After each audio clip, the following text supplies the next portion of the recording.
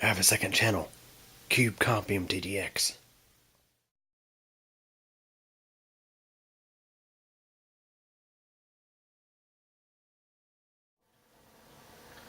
Hey everybody.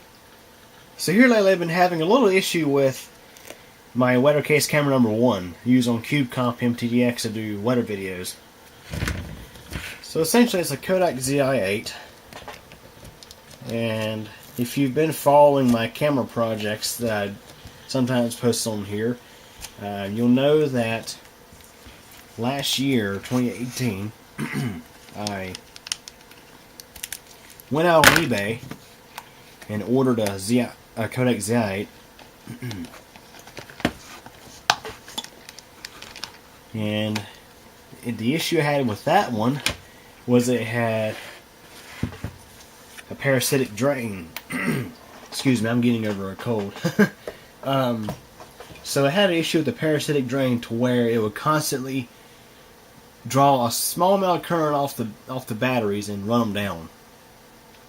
You know, I couldn't have that where it would just run the batteries down overnight. So went on eBay. The first seller did give me a $5 refund, partial refund, let me keep the device.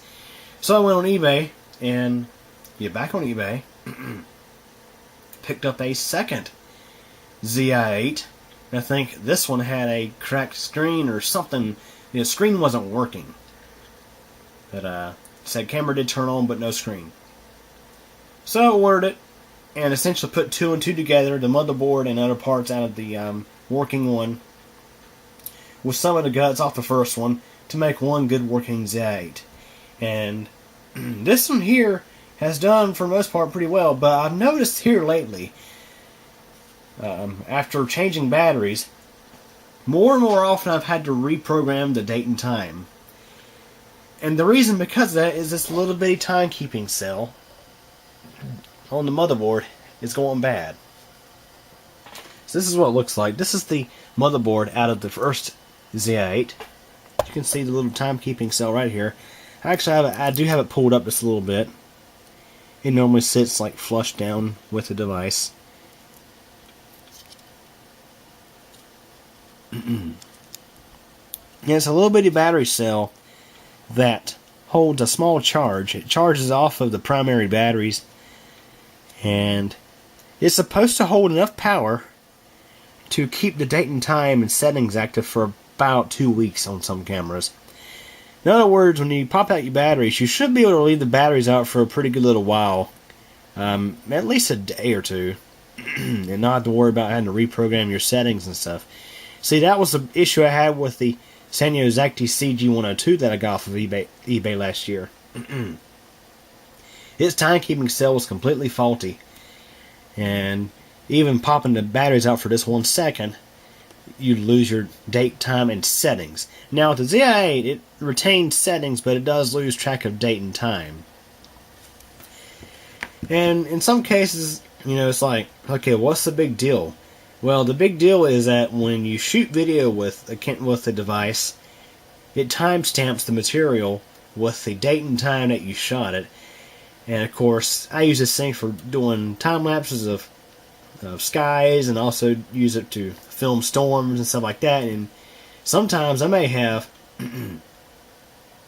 dozens upon dozens of video clips, and I like to know what day and time, at least what day they were recorded. So that way I can, when I upload this stuff to cubecompmtdx, I can say this thunderstorm was on June 24th, 2019, for example. So this one's getting to where, if the batteries are dead, see it says batteries dead. This is funny. The Zi8 will refuse to power up after the batteries get low. It refuses. Usually, when it refuses to power up, the batteries are still holding about 3.2 volts right now. I've got to change them out for a fresh cell. I'm just going to use one of my flashlight cells for now.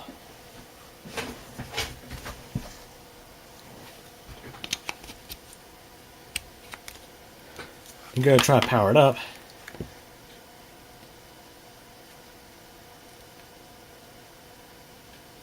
you get greeted with this. Ask you to set the date and time.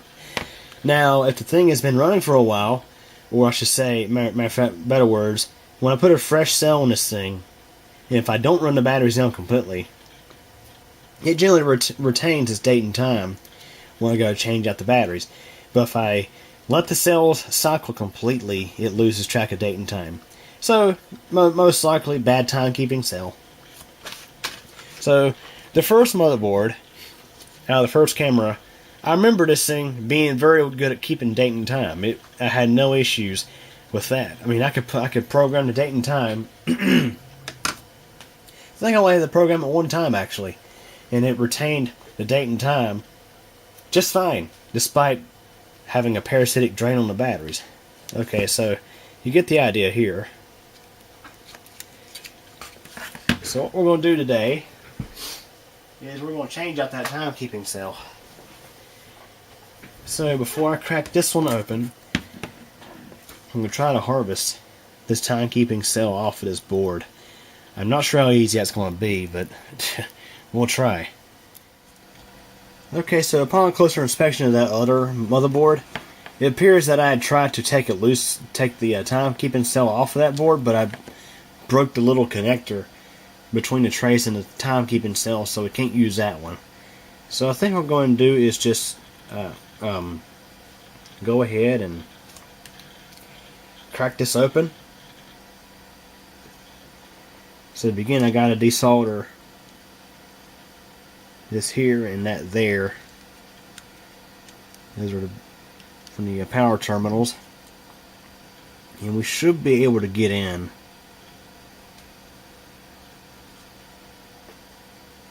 Because if I remember right, I saved a lot of this stuff here from the other Zi8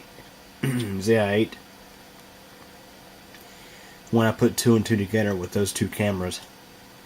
So, I'm going to start up the soldering iron here and let it warm up. It shouldn't take long. I also got to pop this off. This is the this is what's also holding my fisheye lens. The good thing is, late last year I happened to find another decent deal on another Zi8, so I bought it. So I do have an extra in case things go south with this. Okay, so the board is out.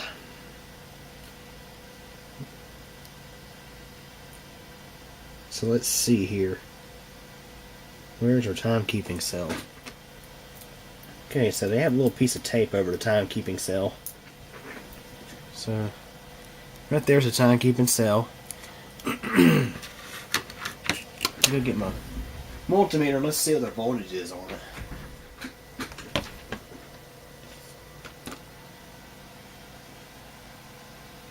I swear the fan on my Opus charger is acting up today. It's behaving a little weird.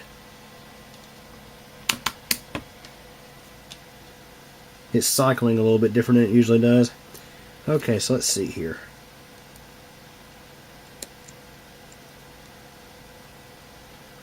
.7 volts. So I think you'd actually want it to be up closer to 3 volts. And this is yet to factor in how long the thing has been disconnected from power source. Now, of course, it's kind of hard to hook up power source right now because I had the thing torn apart, but given the fact that it has been off power source all this time, it shouldn't be sitting at 1.7 volts. It should be up higher than that. So what's happening is the thing is getting, the cell is getting weak to where it's not holding enough charge to keep things alive. Okay guys, our donor cell today is going to be this timekeeping cell, which I believe came from the Sanyo Zacti CG10 camera I used to have. I parted it out some time ago. I was going to use this to repair the Zacti CG102, but when I went to desolder the cell off of that board, it actually messed the trace up, and I was kind of screwed there. So I have this cell, and it's actually a Sanyo branded cell, made in Japan, of course. So I'm going, and it's also the same, almost exactly the same size as the cell that's on this board. So hopefully the capacity will be about the same. The only the only difference between these two, man, it's cold, is the tabs are on opposite sides, but the orientation on the board is exactly the same, so that shouldn't be a problem. Okay, guys, here we go. See how this goes.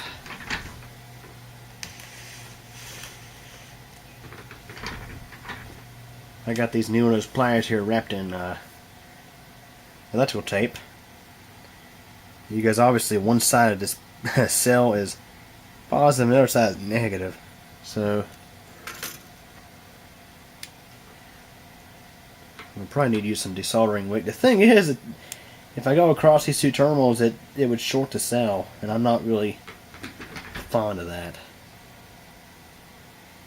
And also, my camera's not in the best spot either. This is a bit difficult. The things I do to get stuff on video for you guys.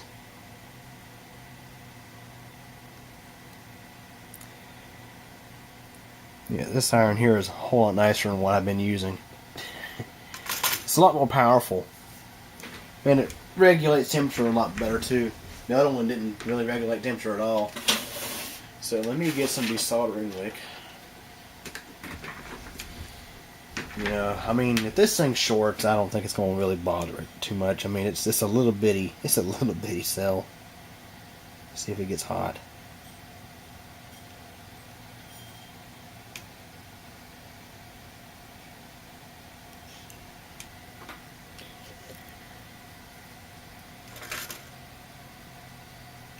So let's do this. Thing is, I gotta be careful not to accidentally mess with any of these other little resistors, capacitors, or circuits on this board, because they're so flipping close.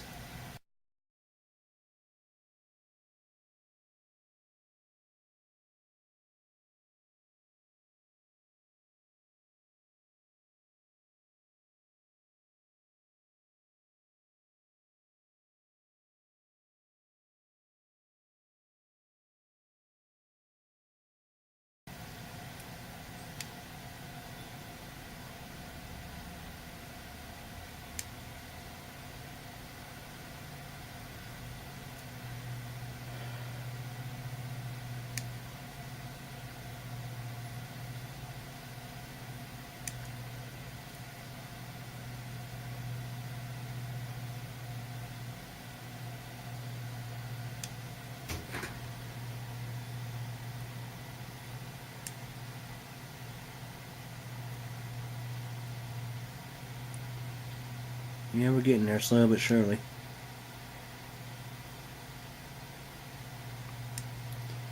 I think these cells are... Let me see, make sure I'm not getting the cell too hot. That's another thing.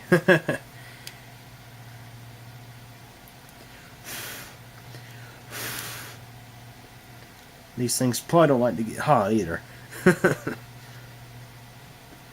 We don't need this thing to pop in her face, you know, if you know what I mean.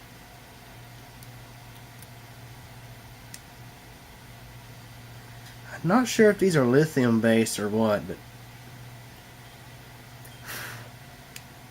I think by design they're probably okay with getting drawn down as far as voltage goes, because you think about these cameras, most of the time when you buy these cameras new in the box, the main battery is not even hooked up. You know, a lot of times even the owner's manual will reference that you'll need to keep the device hooked up to a power source. I keep nailing this piece of material that the microphone is hooked to, which don't really care. As far as I'm concerned, that microphone doesn't really need to even be there. with this thing is all it, because I never use the internal mic. But anyways, crap, I totally lost my train of thought here.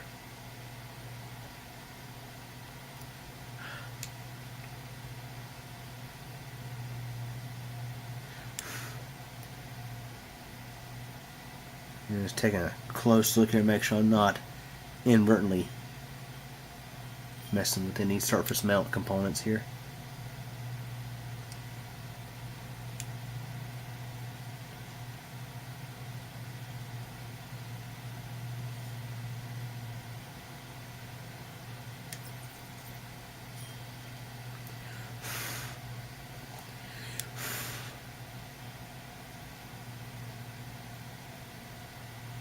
Okay, so now what I'm going to go ahead and do is sneak my pliers in here. Careful to not be too hard on the traces on this board.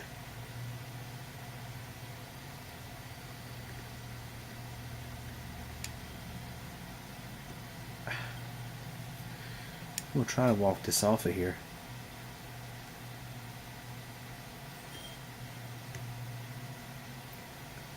The positive trace is cooperating very well. Can't say the same for a negative though.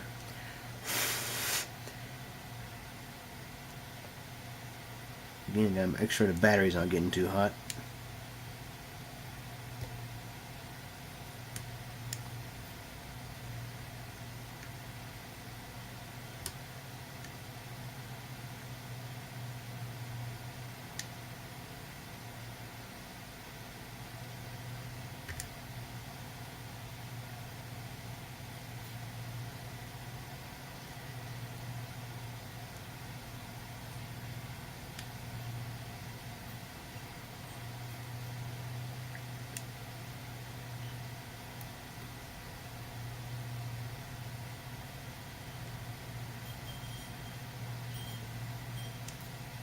Okay, that one lifted up.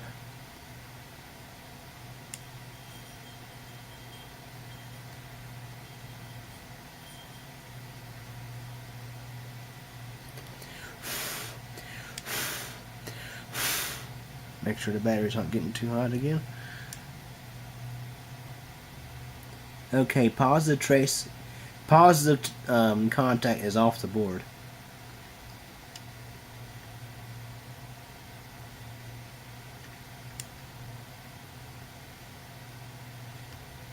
So really now it's just this negative as being a pain in the butt.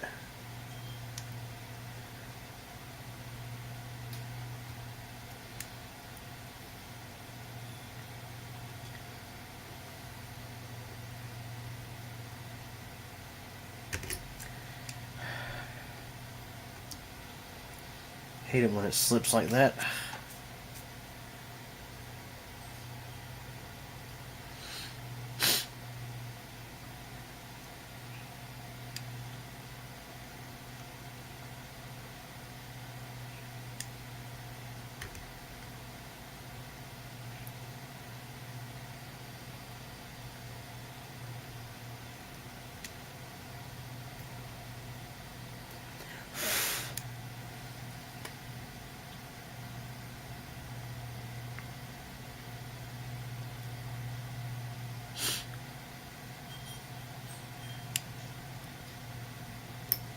What I'm doing now is I'm going to actually, let's see, I'm going to pry this positive terminal up and out of the way, carefully anyway.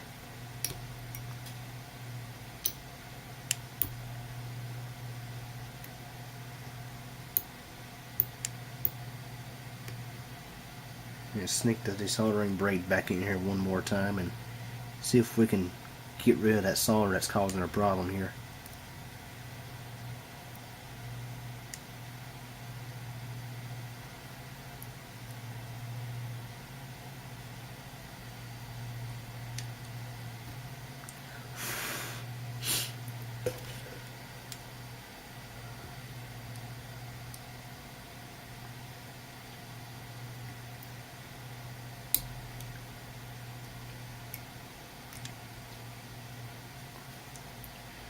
I'm really trying not to hurt this trace.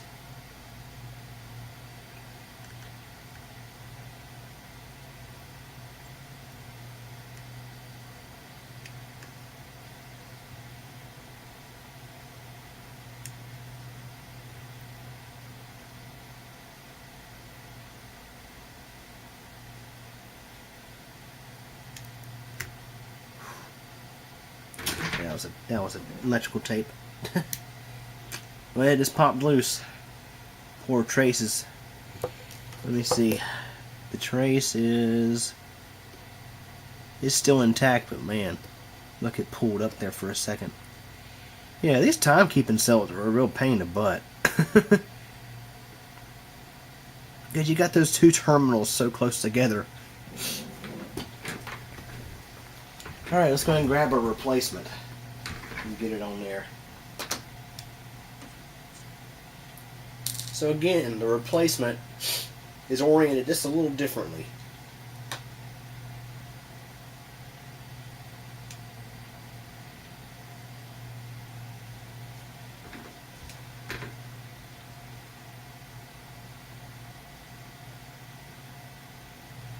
So I'm going and making sure that the two terminals are lined up properly. So on this one, the positive side of the battery, the actual button cell battery or coin cell battery is going to be facing downward. Okay, I had to take a moment to make sure these two terminals were more aligned with the surface of the board. So I think I'm going to do this. It's going to be a little tricky. Use my pliers to gently hold this in place. There's perfect. What I'm going to do is I'm going to preload some solder to the soldering iron. Use the pliers to hold the timekeeping cell in place. And then apply solder to one of the terminals to kind of lock it down in its spot. Okay, I now have just a small amount of solder sitting on the iron. And put the iron back in its holder. Now I'm going to use the pliers to hold this thing down in place. And then solder up one of the terminals.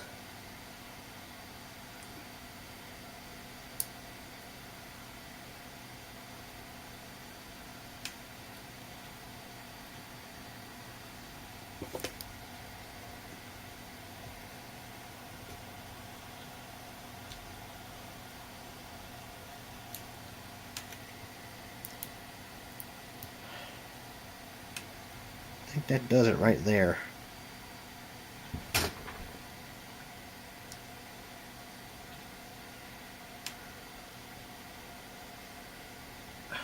It's tedious because it's so tiny.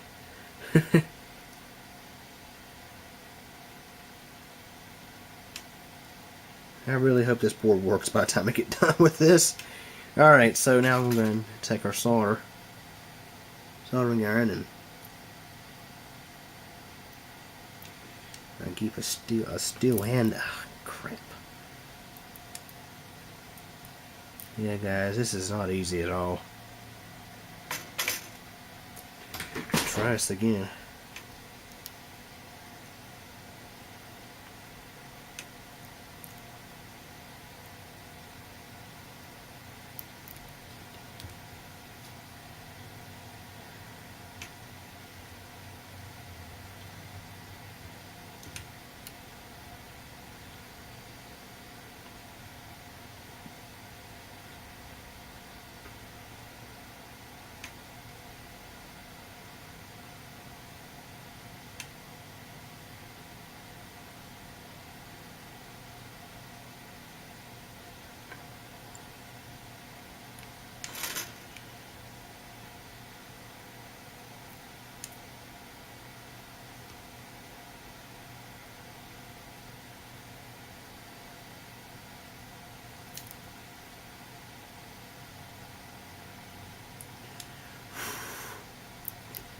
Okay, it looks like it did lock in place.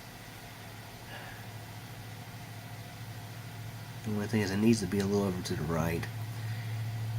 I might be able to... Yeah, I can just bend it over a little bit. It's because the the negative terminal never did really lock into place all that well, but the positive seems to be on there pretty good now. Because I had more solder on the iron at the time.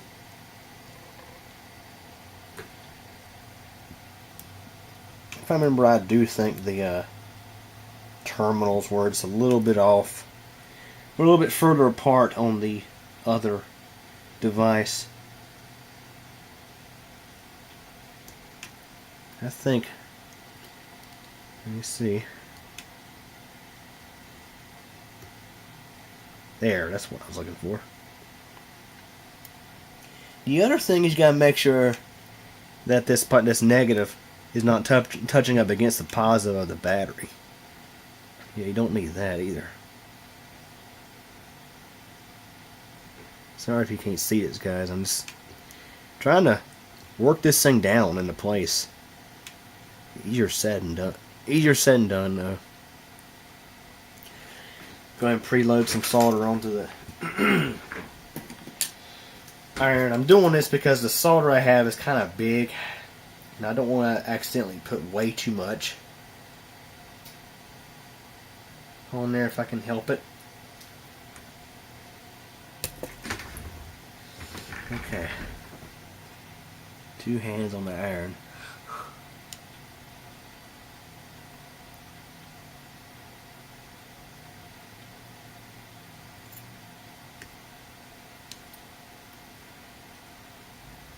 Crap, it just popped loose. Oh no.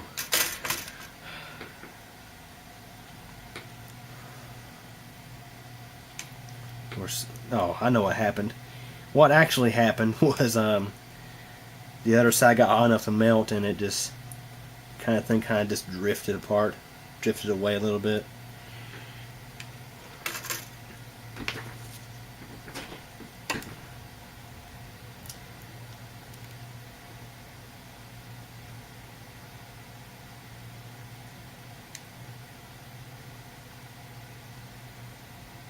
I'm having to short the cell out again, unfortunately.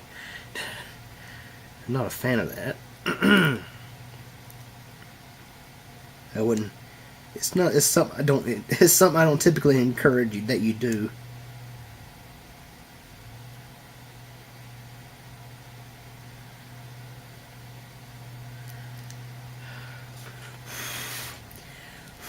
So now the problem is it's a little off to the left. Let me see if I can bend it over enough to where it's, because I just want to make sure it's not touched up against any of the surface mounted components. I think now it's good enough. It's not exactly over the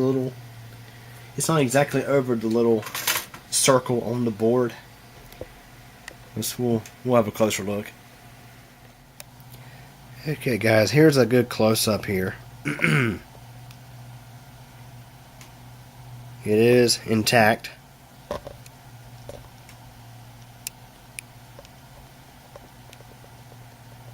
On both the positive and negative traces of the board. And it's not touched up against any of the other SMD components.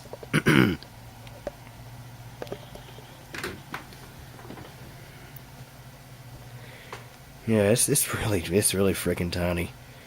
I'm gonna say if I had a quarter or a penny or something, I could show you exactly one. It could show you exactly an example. Well, the closest thing I have is a USB device. So here's a USB flash drive. You can look at the connector of the flash drive, and you can see exactly how small this timekeeping cell is. It's tiny. Okay, so it's on there. Let me see if there's any voltage on the battery. So, to know if this is going to work would be to put this thing back together and load in some batteries and just, with use, see if the symptom goes away. See if this thing does a better job of holding the time and date.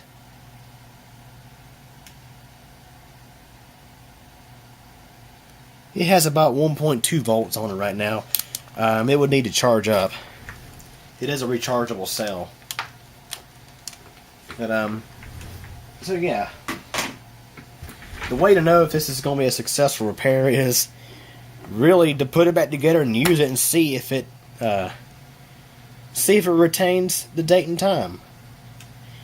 If it does, great. If not, well, maybe the battery you put in was bad. But this battery, I believe it came out of the Sanyo CG10, which did not have issues with keeping date and time. I don't remember ever having any any problems with that. So now we'll go ahead and put all this stuff back over the timekeeping cell as best I can.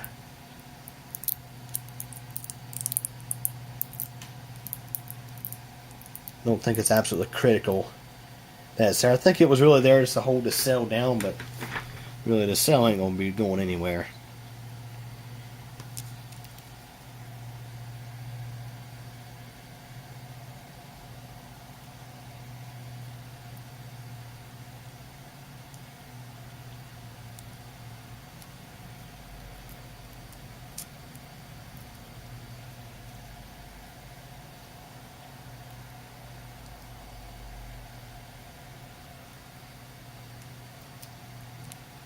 Okay, so this is going to put this thing back together and see what we get. Okay, so I just got done reassembling this dang thing. And what we'll do now is go ahead and pop in some fresh cells.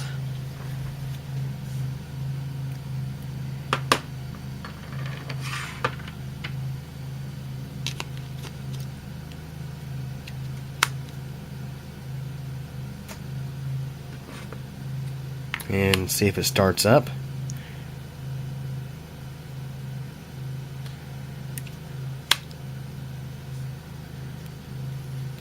Hopefully no issues. Okay, so now it's prompting to set the date and time, so we'll go ahead and put in the current date and time. And it's rather annoying trying to, I'll set the month, day, year. And it's rather annoying having to get my thumb in there to push on this little joystick to push it up. That's one of the things that was so annoying about setting the date and time on this thing, having to do it so often.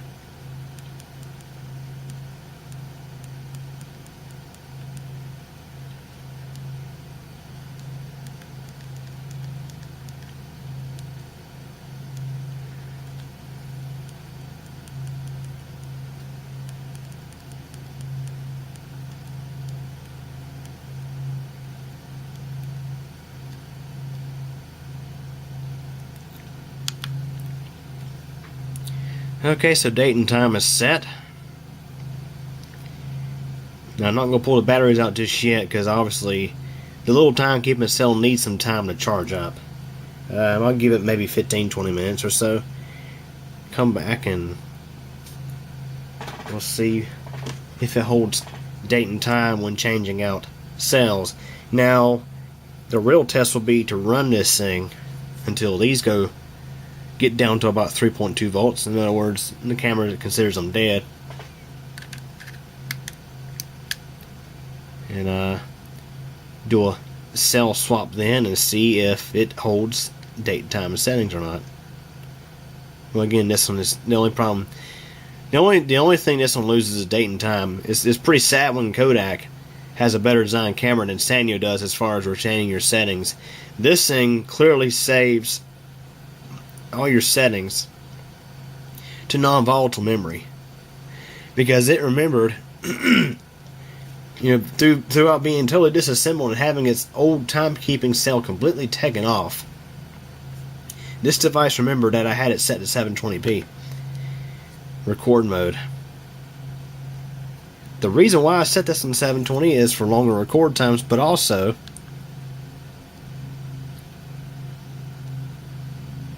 the Zi8 has a much more narrow frame when in 1080. It's rather disappointing, I must say. So that's That's what you get in 1080p.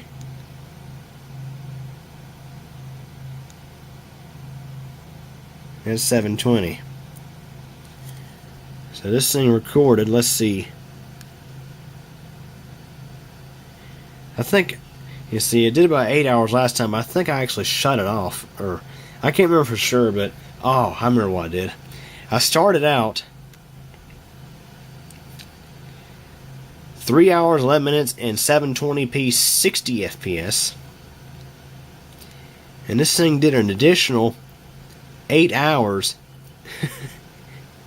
and 720p 30 FPS. Rather impressive. I mean, this thing goes forever and ever.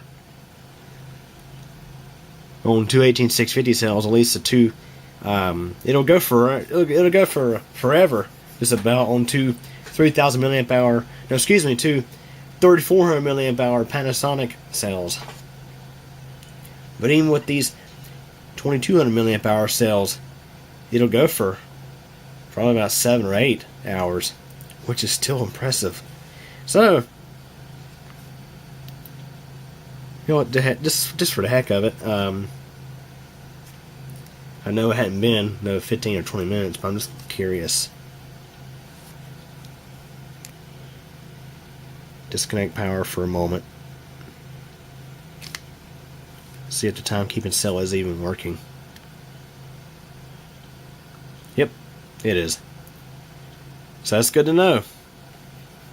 So we'll let this thing sit for a while and pull the battery out for about a minute or two and see if it holds its settings and, or excuse me, the date and time.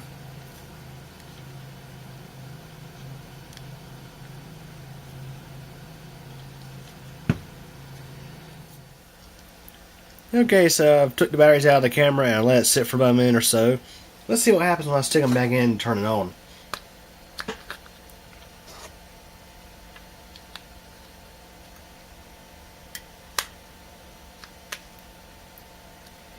This is after the batteries have had some time to charge. Or the timekeeping cell at least. Let's see what we get. Looking good. And let's see here if it's keeping up with the time. It hasn't totally lost it.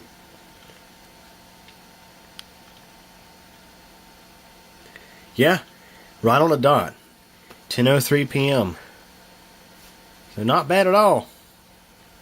So, as I mentioned earlier, the true test will be how this thing does. How this thing does with when it runs the batteries down and sits for a while, and then I go to change out the cells to see if it would actually keep track of everything then. Okay, everybody, I just brought in the WeatherCase camera from outside. I'll let it run for a good bit today till it actually shut off. So, let's see how it did. So I'm going to start it. It says dead battery. So, I'm going to get some fresh cells. And let's change out the cells and let's see if it's keeping date and time.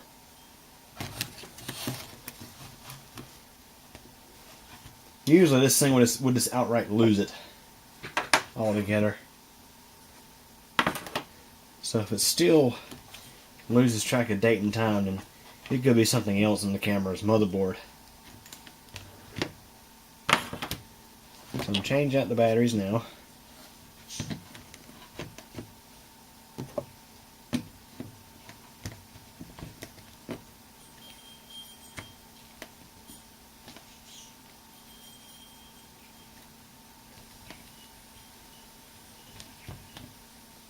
And let's go start it and see what happens.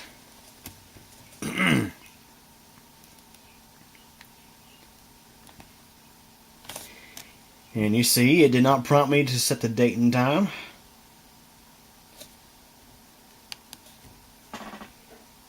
And it's keeping date and time just fine as can be. Let me just double check the current time. Right on the dot, 11:03 p.m. right on the dot.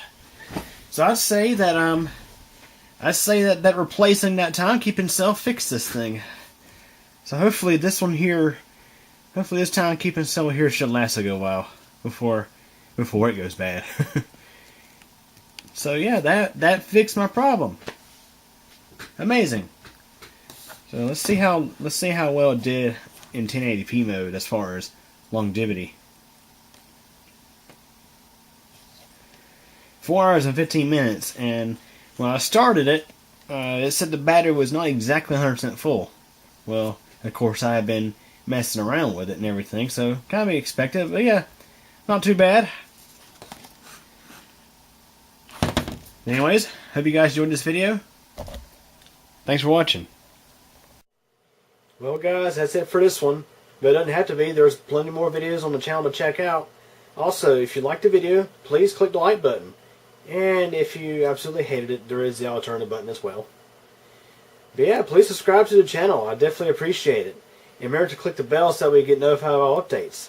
Also, if you're interested in things aside from computers and technology, check out my second channel. It's cubecompmtdx. Over there you'll find videos about weather, elevators, bicycling, and pretty much whatever else I figure out to upload. So yeah, anyways, hope you guys enjoyed this video, and thank you for your support.